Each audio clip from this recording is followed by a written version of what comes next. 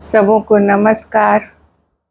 अक्सर लोग जब अपने दुख से त्रस्त हो जाते हैं, परेशानियों से, तो वो बोलते हैं कि चलो ठाकुर जी के दर्शन करेंगे, मंदिर में, आश्रम में जाएंगे तो हमें ईश्वर की कृपा प्राप्त होगी और हम दुख क्लेश से दूर हो जाएंगे, हमारे दुख कट जाएंगे। लेकिन ऐसा होता नहीं है, क्योंकि वो जोश में जाते तो हैं ठाकुरबाड़ी और आश्रम, वहाँ कुछ दिन प्रेम से दर्शन भी करते हैं, लेकिन धीरे धीरे फिर उनके भाव वापस पुरानी स्थिति में ही आ जाते हैं और सब कुछ वैसा ही हो जाता है। क्योंकि हमारी नियत और प्रेम जो हमारे अंदर है ईश्वर के लिए, वो हमेशा नहीं रहता।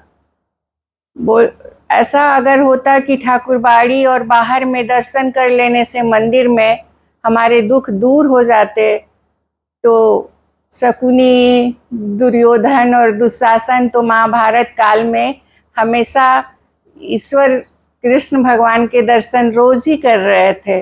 लेकिन उनका दुख क्लेश दूर होने की तो बात तो छोड़ दीजिए, उनकी बुरी तरह हार हुई और वो आखिर में मृत्यु को प्राप्त हुए। इसलिए कहते हैं कि मिलना है तो अंदर झांको, मन में झांको, बाहर कहीं भगवान नहीं मिलते। और जो ईश्वर को प्रतिमा में पत्थर देखे, उसे कभी दर्शन नहीं मिलते। हमारे भाव का पवित्र होना, हमारे मन का निश्चल होना, हमारे अंदर ईश्वर से मिलने की तड़प होना और उन्हें प्राप्त करने की व्याकुलता होना बहुत ज़रूरी है।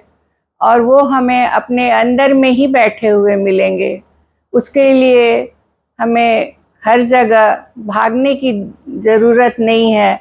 अगर बाहर में ही सब कुछ हो जाता तो आज सबके दुख क्लेश दूर हो जाते। लेकिन शकुनी और दुर्योधन ईश्वर की कृपा प्राप्त नहीं कर सके, परंतु बहुत सारे ऐसे भक्त थे जिन्होंने ईश्वर की कृपा को बड़ी सहजता से, निश्चल भाव और निश्चल प्रेम से, पवित्र भावना रखकर प्राप्त कर लिया। बहुत ही सहज रूप में ध्यान करके, भजन से उन्हें प्राप्त हुई उनकी कृपा ईश्वर की, और वो धन्य हो गए। उनके अंदर सच्चित आनंद हमेशा के लिए प्रवेश कर गया। इसलिए हमें अगर ईश्वर की कृपा प्राप्त करनी है तो हमें निश्चल भाव से, प्रेम सहित उन्हें अपने भाव पवित्र रखकर हमेशा पुकारना होगा। अपने अंदर ध्यान, सत्संग और पूजा से प्राप्त कर पाएंगे हम उनकी कृपा और हमेशा के लिए धन्य हो जाएंगे। सबों को बहुत बहुत आभार, नमस्कार, जय गुरु। अगर अच्छा लगता है तो मेरे वीडियो को लाइक शेयर करें और सब्सक्राइब भी करें। जय गुरु।